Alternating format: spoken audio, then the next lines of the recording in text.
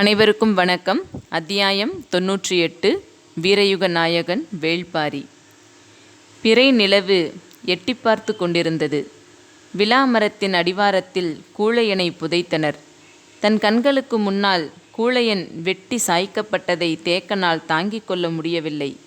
சிறு வயது முதல் உற்ற தோழனாயிருந்தவனை பறிகொடுத்த பதற்றம் அவனது உடல் முழுவதும் இருந்தது.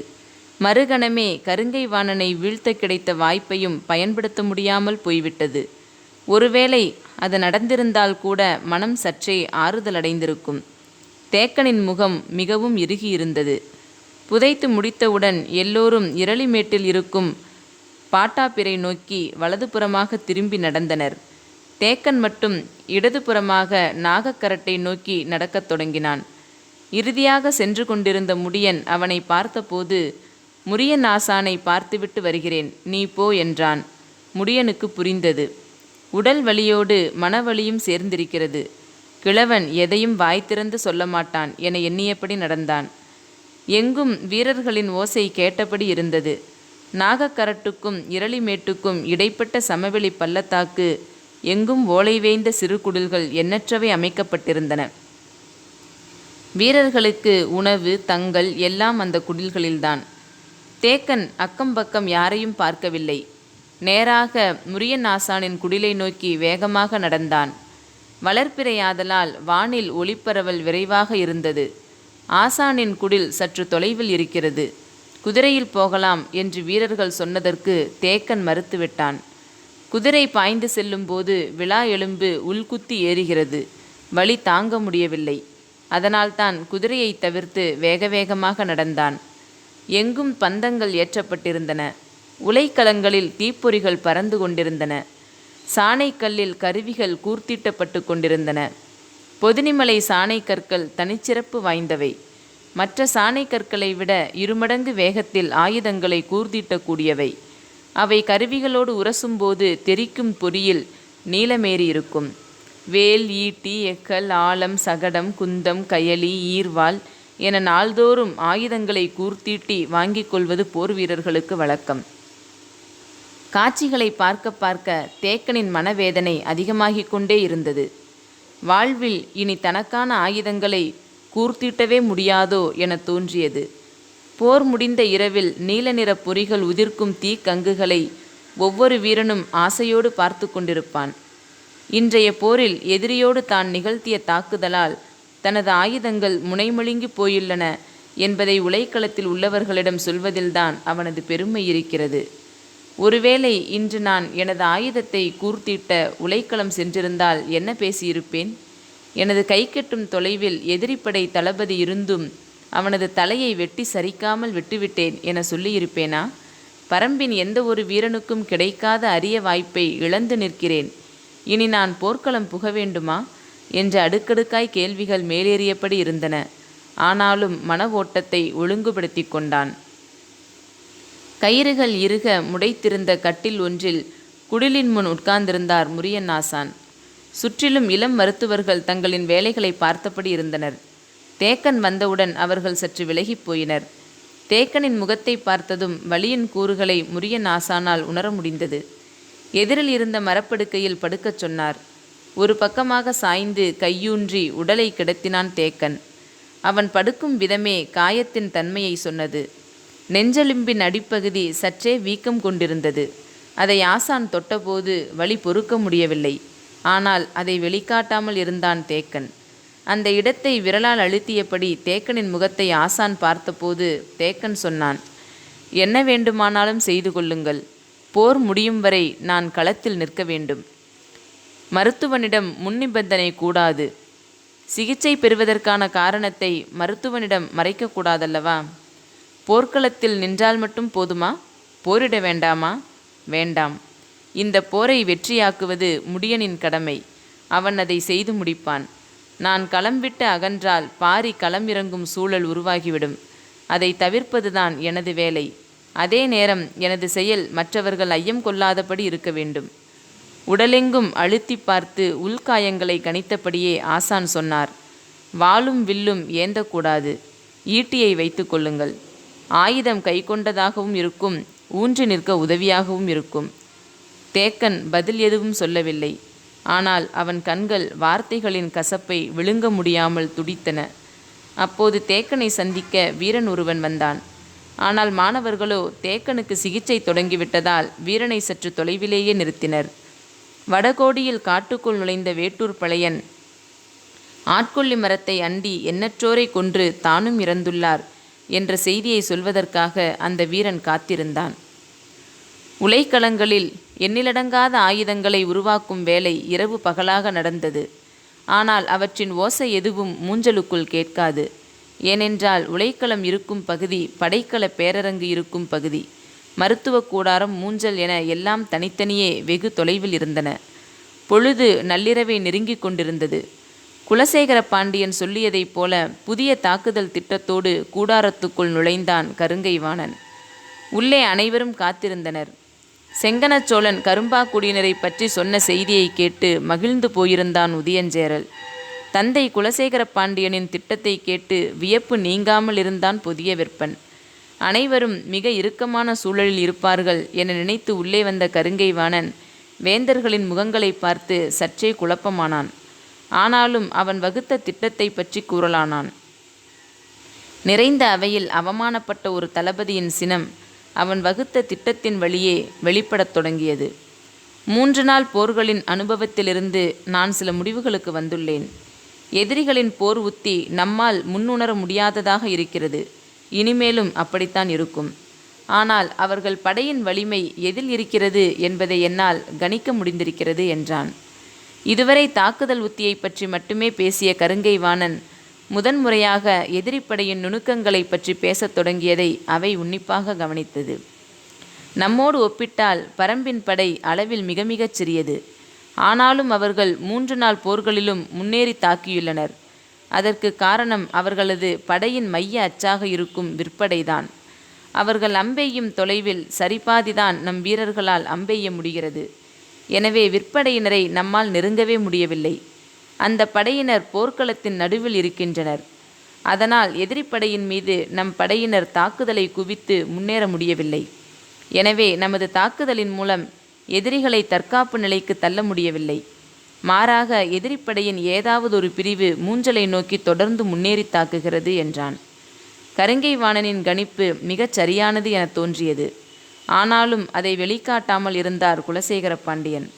நாளைய போரில் பரம்பின் விற்படையை முழு முற்றாக செயலிழக்க வைப்பதற்கான திட்டத்தை விளக்கினான்.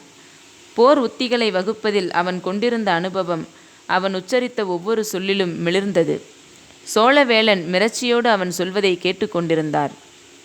கருங்கைவாணன் திட்டத்தை கூறி முடிக்கும்போது யாரும் மறுசொல்லின்றி அதை நிறைவேற்ற ஆயத்தமாயினர். நாளைய போர் வேந்தர்கள் கொண்டாடும் செய்தியை தரும் என்பதில் ஐயமேதுமில்லை. உடலும் மனமும் தளர்ந்தபடி பரன் மீது நின்று கொண்டு எழும் கதிரவனை பார்த்தார் திசைவேளர். செம்பிழம்பின் வட்ட வடிவை மேகத்துண்டுகள் தழுவி கிடந்தன. வானில் பறவை ஏதும் தென்படவில்லை. கண்கள் வெளியெங்கும் பார்த்து திரும்பின.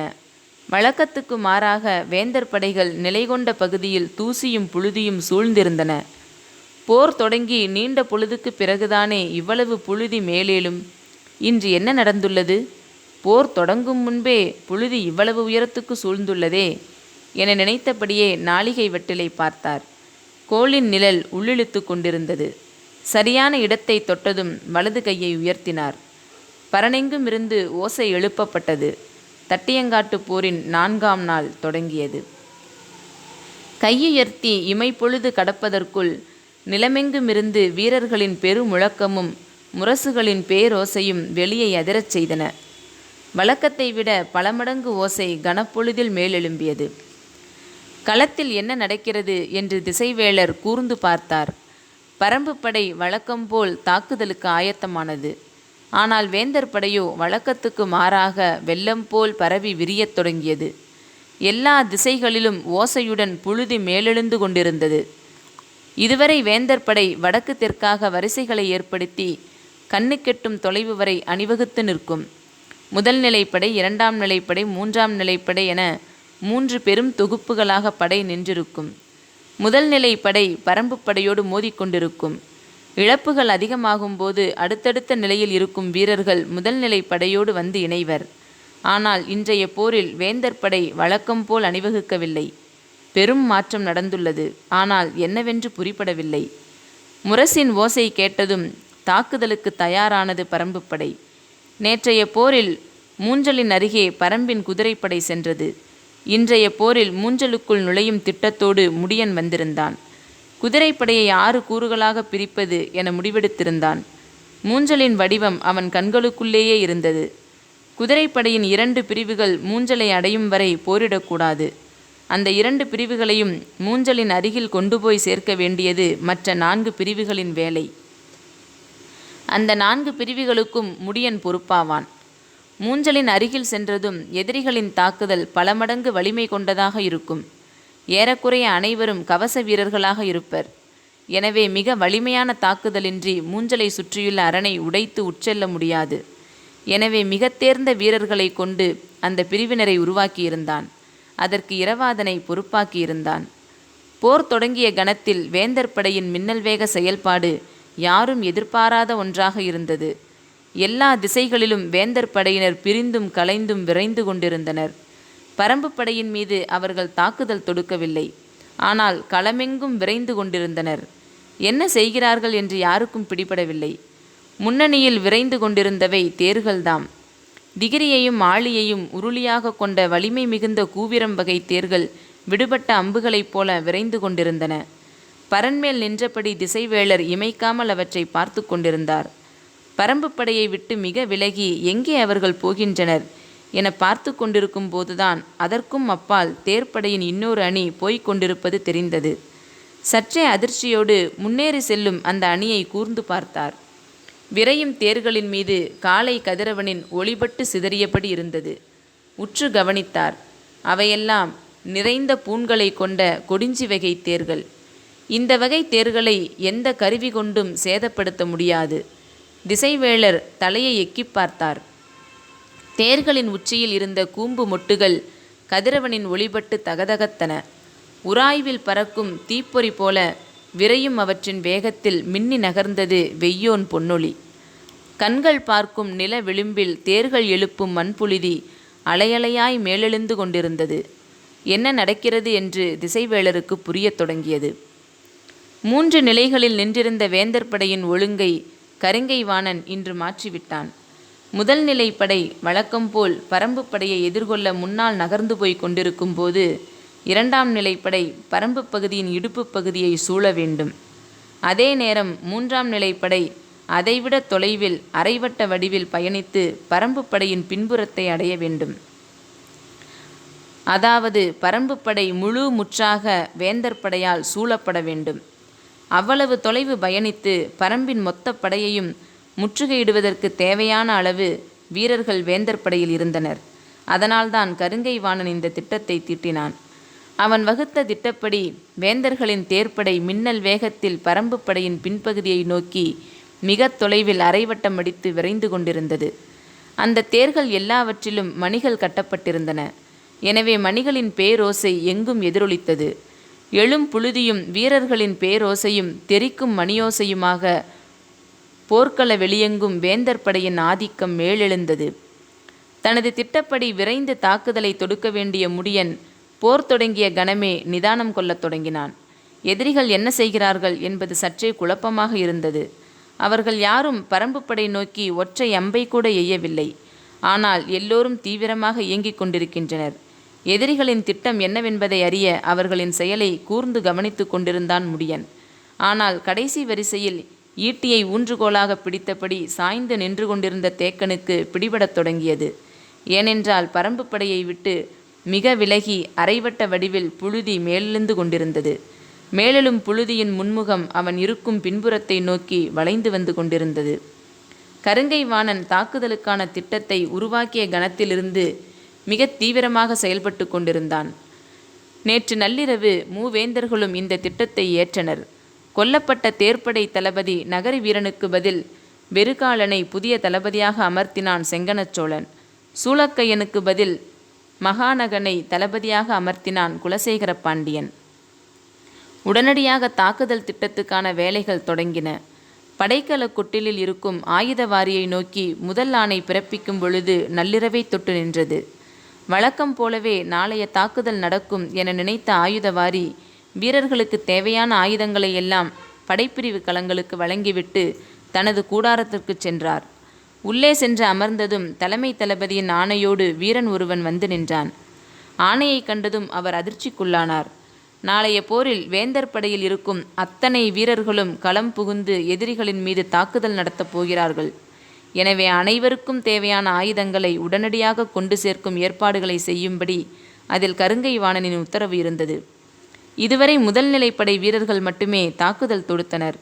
மற்ற இரு நிலைகளிலும் இருந்த வீரர்கள் தாக்குதல் களத்துக்கு தேவைப்பட்டால் மட்டுமே சென்றனர்.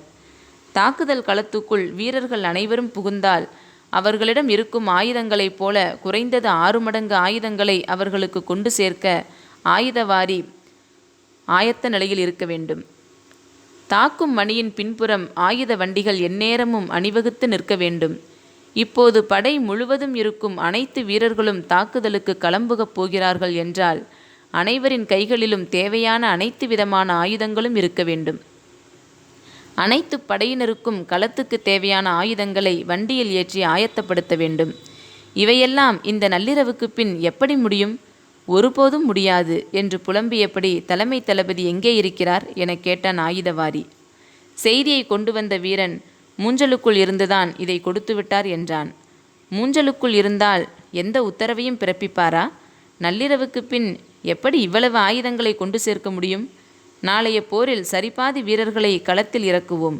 நாளை மறுநாள் முழுமையாக அனைவரையும் களத்தில் இறக்க ஏற்பாடு செய்வோம் என்று நான் சொன்னதாக போய் சொல் என்று கூறி அந்த வீரனை திருப்பி அனுப்ப முற்பட்டார். ஆனால் வீரனிடம் பேசிக்கொண்டிருக்கும் போதே வெளியில் பெரும் கூச்சலோசை கேட்டது. இந்த நள்ளிரவில் என்ன இவ்வளவு சத்தம் என எண்ணியபடி கூடாரத்தை விட்டு வெளியில் வந்து பார்த்தார். படைக்கல பேரரங்கை நோக்கி ஆயுதங்களை ஏற்றி செல்ல யானைகளும் குதிரை வண்டுகளும் மாடுகள் பூட்டிய நீள் வண்டிகளும் அணியணியாய் வந்து கொண்டிருந்தன. படைக்கல பேரரங்கின் முன்னால் பெரும் கூட்டம் கூடிக்கொண்டிருந்தது. தொலைவில் இருந்து இந்த காட்சியை பார்த்த ஆயுதவாரிக்கு என்ன செய்வதென புரியவில்லை. 3 நாள் போரிலும் கொல்லப்பட்டது போக மீதமிருக்கும் 45 சேனை முதலிகளும் அவர்களுக்கு கீழே இருக்கும் 450 சேனை வரையர்களும் நாளை தங்களின் படைகளை களம் நோக்கி தாக்குதலுக்கு நகர்த்துகின்றனர். அனைத்து படைப்பிரிவுகளுக்கும் தேவையான ஆயுதங்களை பெற்று செல்ல சேனை முதலிகளின் உத்தரவோடு படை பணியாளர்கள் போர்க்கள பேரரங்குக்கு முன்னால் வந்து குவியத் தொடங்கிவிட்டனர். மிரண்டு போனார் ஆயுதவாரி. தன்னிடம் கேட்காமல் இந்த நள்ளிரவுக்கு பின் இப்படியோர் உத்தரவை சேனை முதலிகளுக்கு எப்படி வழங்கலாம் என்று கடும் கோபத்தோடு பேரரங்கு நோக்கி விரைந்தார். பாண்டியனின் படைக்கல பேரரங்குதான் மூஞ்சலுக்கு அருகில் இருக்கிறது. சேரனின் பேரரங்கு தென்புறத்திலும் சோழனின் பேரரங்கு வடபுறத்திலும் சற்று தொலைவில் இருக்கின்றன. ஒவ்வொரு பேரரங்கும் மூஞ்சல் நகரை விட பெரியது. எண்ணற்ற கூடாரங்களை கொண்டது. ஒவ்வொரு கூடாரத்திலும் ஒவ்வொரு வகையான ஆயுதங்களை வரிசைப்படுத்தி வைத்திருந்தனர். 4 வகையான வில்கள், 13 வகையான அம்புகள், 20 வகையான வாட்கள், 8 வகையான வேல்கள், 3 வகையான குறுவாட்கள், 3 வகையான தண்டங்கள், 3 வகையான கேடயங்கள், இவை தவிர 100க்கும் மேற்பட்ட தனித்துவமான ஆயுதங்கள் என அனைத்தும் வகை பிரித்து வைக்கப்பட்டுள்ளன. இவற்றை எடுத்து தருவதிலும் களத்தில் வீரர்களிடம் கொண்டு போய் சேர்ப்பதிலும் சிறு குழப்பம் நடந்தாலும் அது களத்தின் போக்கை வெகுவாக பாதிக்கும். முன்களத்தில் நின்று போரிடும் உலோகவில் ஏந்திய பெரு வீரர்களுக்கு கணை, வாளி, கதிர் ஆகிய 3 வகை அம்புகள்தான் கொடுக்கப்பட வேண்டும். மற்ற வகை அம்புகள் உலோக வில்லுக்கு ஏற்றவை அல்ல. அதேபோல 5 முடிச்சுகள் கொண்ட மூங்கில் வில்களை ஏந்தி நிற்கும் வீரனிடம் கோலம்பினையோ கதிரம்பினையோ கொடுத்தால் ஒரு பனை தொலைவு கூட பாயாது. 7 அல்லது 9 முடிச்சுகளை கொண்ட பட்டு நூலாலான நாணை பயன்படுத்தும் வில்லாளிதான் விற்படையின் நடுவில் வலிமையோடு நின்று போரிடுவான். அவனுக்கு தேவை சரவகை அம்புகள் மட்டுமே. இவை அனைத்தும் துல்லியமான கணக்குகளின் அடிப்படையில் வகை பிரித்து அடுக்கி வைக்கப்பட்டுள்ளன. எந்தவிதமான குழப்பமுமின்றி மிக கவனமாக செய்யப்பட வேண்டிய பணி இது. ஒருமுறை இதில் குழப்பம் ஏற்பட்டு வரிசையாக அடுக்கப்பட்டுள்ள அம்புக்கட்டுகள் மாறி இன்னொரு அறையில் வைக்கப்பட்டு விட்டால் அதன் பொருட்டு களத்தில் எத்தனையோ வீரர்கள் உயிரிழக்க நேரிடும்.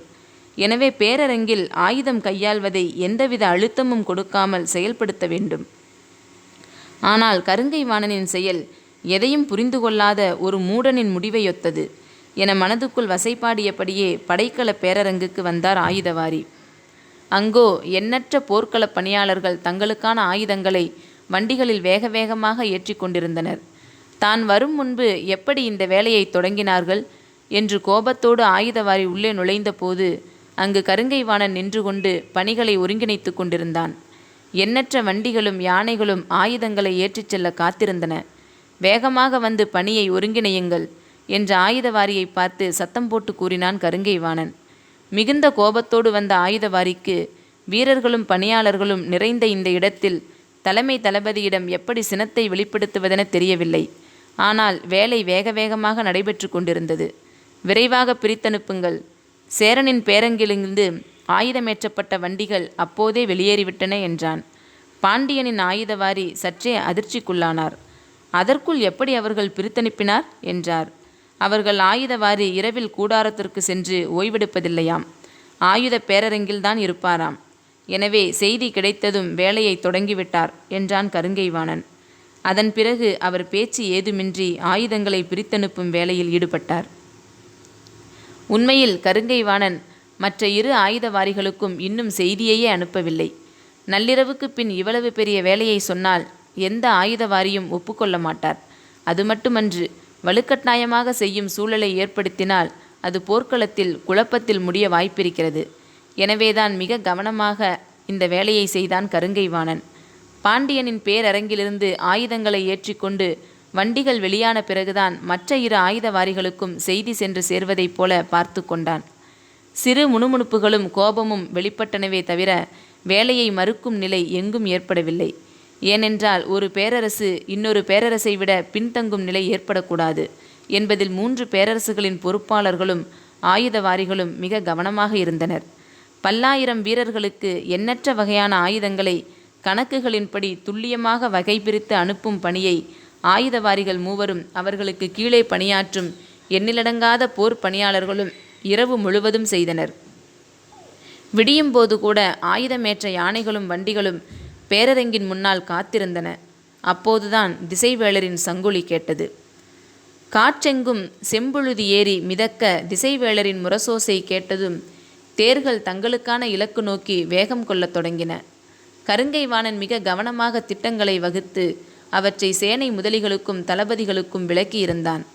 அனைத்து படைப்பிரிவுகளையும் எதிரியின் படையை தாக்க பயன்படுத்தினால் மூஞ்சலின் பாதுகாப்புக்கு என்ன ஏற்பாடு என்று கேள்வி எழுப்பப்பட்டது. மூஞ்சலை வேந்தர்களின் கவசப்படையும் அகப்படையும் காத்தால் போதும். எதிரிகள் யாரும் இன்று மூஞ்சலை நெருங்க எந்தவித வாய்ப்பும் இல்லை. ஒருவேளை சிறு குழு ஏதாவது நெருங்கினால் இந்த படையால் அவர்களை எளிதில் வீழ்த்த முடியும் என்றான். காற்றின் துணை கொண்டு தாக்கும் அம்பை எதிரிகள் பயன்படுத்தினாலும் நமக்கு எந்த பாதிப்பும் நிகழப்போவதில்லை. ஏனென்றால் நமது படை எதுவும் தொலைவில் நிற்கப் போவதில்லை. மொத்த படையும் எதிரிகளை சூழ்ந்துதான் நிற்கப் போகிறது என்றான். கருங்கைவாணனின் திட்டம் வேந்தர்களைப் போல தளபதிகளுக்கும் சேனை முதலிகளுக்கும் பெரும் நம்பிக்கையை உருவாக்கியது. போர்க்களத்தில் தாக்குதலுக்கும் இழப்புக்கும் பின் நம்பிக்கை அளிக்கும் திட்டம் தீட்டப்படுமேயானால் அது பல மடங்கு ஆற்றலோடு செயல்பாட்டுக்கு வரும். வேந்தர் படையின் செயல்பாடு இன்று அப்படித்தான் இருந்தது. பரம்பு படை நிலை கொண்டுள்ள இடத்துக்கு மேற்கு பகுதியில் காரமலை உள்ளது. அந்த திசை தவிர பிற 3 திசைகளிலும் முழுமையாக வேந்தர் படை பரம்பு படையை சுற்றி வளைத்தது. ஈக்கி மணலும் கருமணலும் உள்ள தட்டியங்காட்டு நிலத்தில் குதிரைகளால் வெகு தொலைவுக்கு விரைந்து ஓட இயலாது. அதை கணித்து ஒரே மூச்சில் குதிரைகளையோட்டி பரம்பு படையின் பின்புறம் சென்று சேர்க்க வேண்டும். அதைத் தொடர்ந்து மற்ற வீரர்கள் அணியணியாய் பின்தொடர்ந்து தங்களுக்குரிய இடத்தில் நிலை கொள்ள வேண்டும். இடைப்பகுதிக்கும் பின்பகுதிக்கும் எவ்வளவு முடியுமோ அவ்வளவு விரைவாக போய் சேர வேண்டும். அந்த விரைவே இன்றைய தாக்குதல் உத்திக்கான அடிப்படையை உருவாக்கும் என்று கூறியிருந்தான் கருங்கைவாணன். அவனது திட்டம் அப்படியே செயல்படுத்தப்பட்டது. தாக்கி முன்னேறும் தனது திட்டத்தை தொடங்காமல் நிறுத்தி கொண்டான் முடியன். எதிரிகள் என்ன செய்கிறார்கள் என்பதை உற்று கவனித்தான். வேந்தர் படை பரம்பு படையை நெருங்கவோ ஆயுதங்களால் தாக்கவோ முற்படவில்லை. ஆனால் முழுமையாக சூழ்ந்து அணிவகுத்து கொண்டிருந்தது. அந்த நேரத்தில் குதிரையில் ஏறி பரம்பு படை முழுமையும் சுற்றி வந்தான் முடியன். எதிரிகளின் தளபதிகள் பலரும் அவன் கண்ணில் பட்டனர். ஆனால் கருங்கைவாணன் மட்டும் அவன் கண்ணில் படவே இல்லை. இவ்வளவு விரிவாக திட்டமிட்டிருப்பதால் அவன் முன்னணியில்தானே நிற்க வேண்டும். எங்கே போனான் என்று சிந்தித்த வண்ணம் பரம்பு படையின் பின்பகுதியை வந்து அடைந்தான் முடியன். அங்கே தேக்கன் நின்று கொண்டிருந்தான். தேக்கனின் பாதுகாப்புக்காகத்தான் அவனை பின்புற வரிசையில் நிற்குமாறு முடியன் சொல்லியிருந்தான். ஆனால் இப்போது அவன் இருக்கும் திசையிலும் எதிரிகள் சூழ்ந்து நிற்பதால் அவனும் முன்வரிசையில் நிற்பவனாக மாறினான். தேக்கனின் அருகில் வந்ததும் குதிரையை விட்டு இறங்கினான் முடியன். அப்போது நாகக்கரட்டிலிருந்து நீல்கொம்பின் சுழியோசை கேட்டது. அதிர்ச்சியோடு நாகக்கரட்டை திரும்பி பார்த்தான். வெளிப்படுத்தப்படுவது சுழியோசைதானா என்பதை மறுபடியும் கூர்ந்து கவனித்தான். ஆபத்தை முன்னுணர்த்தும் நீல்கொம்பின் சுழியோசைதான் அது. சற்றே கோபத்தோடு, எதிரிகள் நமது படையை சூழ்ந்துவிட்டால் ஆபத்து என்று பொருள் கொண்டு விடுவதா என்று தேக்கனை பார்த்து கேட்டான். ஓசை கேட்ட திசையையே பார்த்து கொண்டிருந்த தேக்கன் சொன்னான், ஆபத்து இங்கில்லை, அங்கு. முடியன் சற்றே மிரட்சியோடு மீண்டும் நாகக்கரட்டை பார்த்தான். இறுக்கிக் கொடியின் பால் கொண்டு காட்டப்படும் குறிப்பு குளவன் திட்டை நோக்கி காண்பிக்கப்பட்டு கொண்டிருந்தது. ஏற்பட்டுள்ள ஆபத்தை பாரிக்கு தெரிவித்து கொண்டிருந்தனர் நாகக்கரட்டின் மீதிருந்த கூவல் குடியினர். அத்தியாயம் 98 இத்துடன் நிறைவு பெறுகிறது. மீண்டும் அத்தியாயம் 99 சந்திப்போம். நன்றி நண்பர்களே.